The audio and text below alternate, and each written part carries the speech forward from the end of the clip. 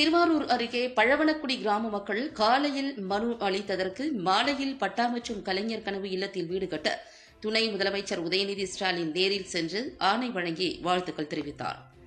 திருவாரூர் மாவட்டம் பழவனக்குடி ஊராட்சியில் மகளிர் சுய உதவி குழுக்களைச் சேர்ந்த மகளிருடன் இன்று காலை தமிழ்நாடு துணை முதலமைச்சர் உதயநிதி ஸ்டாலின் கலந்துரையாடியபோது அங்கு 5 பெண்கள் வீடு மற்றும் பட்டா வேண்டும் என கோரிக்கை விடுத்தனர்.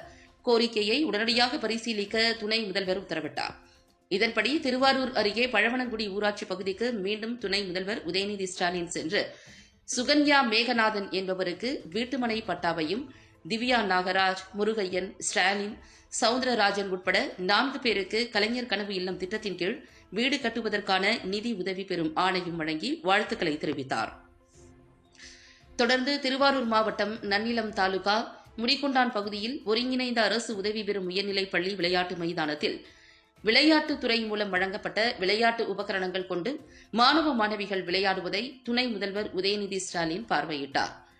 திருவாரூர் மாவட்டத்தில் 430 ஊராட்சிகளுக்கு விளையாட்டுத்துறை மூலம் வாலிபால், கிரிக்கெட் மட்டை, பந்து, இறகு பந்து, கேரம் போர்டு, செஸ், வளையப்பந்து, கபடி சீருடை உள்ளிட்ட 33 கிட் விளையாட்டு உபகரணப் பொருட்கள் கடந்த 6 மாதங்களுக்கு முன்பு வழங்கப்பட்டுள்ளது என்பது குறிப்பிடத்தக்கது.